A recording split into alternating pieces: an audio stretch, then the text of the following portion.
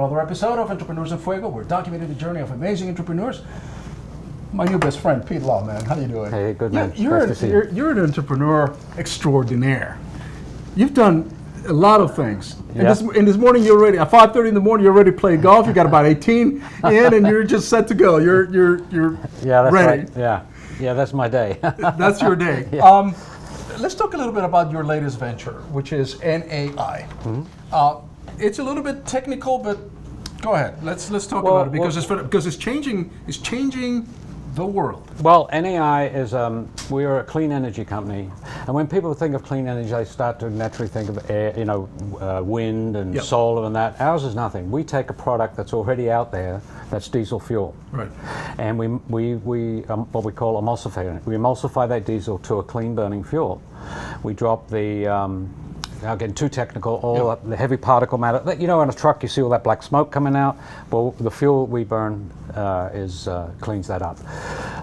But our fuel is really not for transportation application. Our fuel is really for the energy fields, electrical power generation.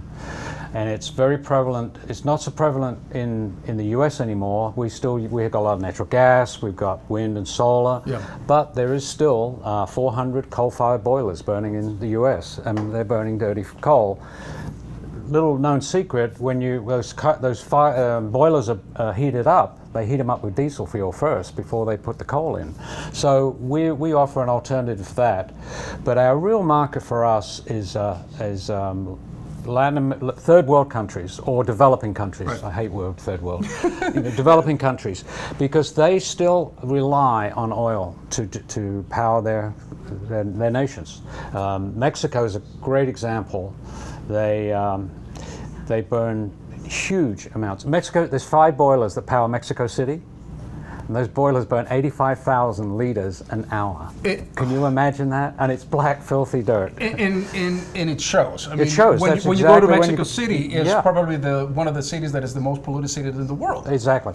And so you see that. So you've developed the technology to essentially emulsify, to mix that diesel fuel with water. Yep.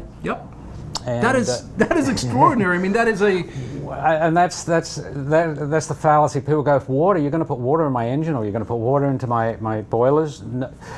What we done, and again, this starts to get real technical, but what we do when we emulsify, we break that water down to a molecule, and then we put that water inside the fuel molecule, oil molecule, and it's really hydrogen. You've got the water. When it explodes, when it burns, it's like hydrogen. That's in a layman's terms. It's a lot more technical than that. It becomes hydrolytic. Yes, correct. Exactly. Yeah. I know these things. Yeah. Don't worry. I got you. You got a lot more. Yeah, exactly. It becomes hydrolytic. Exactly. Right. Because now it enables to mix. So water and oil don't mix. So what we have come up with, and there's a surfactant. That's the glue that keeps it all together. Right. And we've got proprietary surfactant that we've actually, when that water molecule goes into the oil molecule, we add a surfactant that is the glue that holds the two together. And of course, it makes it incredibly affordable. Exactly. Well, we will put anywhere from 15 to 20% of water in. So theoretically, for every gallon of gas or fuel that you're using, you're losing 15 to 20% less of that, so your cost point goes down. And when you're burning thousands of gallons for a company, it's cleaner for the environment, and there's a cost saving for the company. How do you come up with these things, man? This is just one of your ventures. That's just one of the projects we're working on. Right, this one's complete. This one's actually ready for commercialization now. So we've got several. We've had a lot of other technologies on the back burner, and now we kind of take one, get it ready for commercialization, and then we're looking at the next one. The next one we're looking at is a new battery technology that will revolutionize the lead acid battery. That's the car the batteries in your car. Sure. Everybody's running around with all the new cars, electric cars. They use lithium ion, and we're not after that market. We're after this market is the industry that is the forklifts, the golf carts, all that industry that uses a lead acid battery, but every night they have to charge them up. We've got a formula to modify that battery that will give it 6 to 8 times its storage capacity.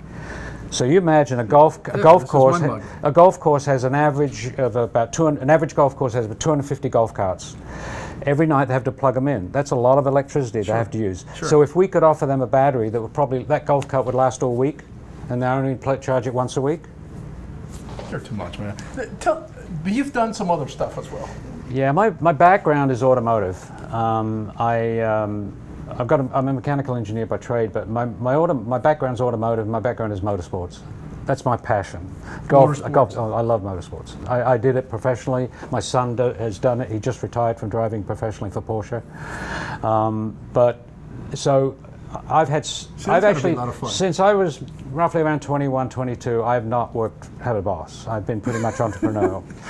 Every now and again I had, my wife would say, hey, go and get a real job and earn some money, would you? I was going to say, you don't think you had a boss, but if I ask your wife, she'd probably say, no, I am the boss right here. Yeah, every now and again, I had to, but simply what I've done has been in the automotive industry. I got out of that. I actually sold the last business I had. I sold it in '89 in California, and I moved to Arizona. Right. And then I got into the marketing side of the business, which I sales and marketing. We represented some sports marketing in the racing industry. We would go out and find sponsorships, and actually how NAI came about was a gentleman in Canada I'd been doing some marketing with. He got this technology, and he said, Pete, I need somebody to run the US operations side. So I ran that from 2009 to 13, and he wasn't doing real well, and I knew that the opportunity for this industry, or the oil industry, was going to be south, down Latin America. Sure. So 2013 I took this company over completely and brought all of the technology down to Arizona here. Oh, fantastic. Pete, you're an incredible entrepreneur, and of course, your journey as an entrepreneur.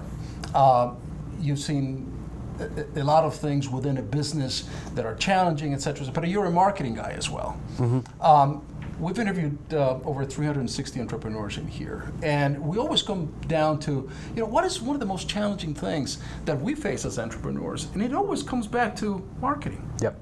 Would you agree? Yeah. Oh, yes. I mean, you could have the best technology right here, but if you don't have any sales or marketing, what good is it? What good is it? Exactly. No. Would you agree with that? No, that definitely. That's one of the, and what I love about marketing. I don't do now. This industry here is a entirely different animal to what we when you say, hey, I've got a widget and I need to sell that. This is at the government level. Yeah, this is the government level. We're dealing with government. We're dealing with large corporations, like we're dealing with SRP right now. We're talking discussions. You're dealing with a lot of politics. The politics, yeah. Believe me, I hate it.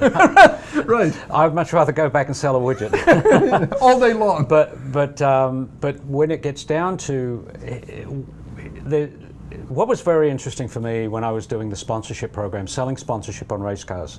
Everybody sees those cars running around on TV and they think, oh yeah, that name on that car is not there. It's not. They say, oh, it's there because they're getting advertising.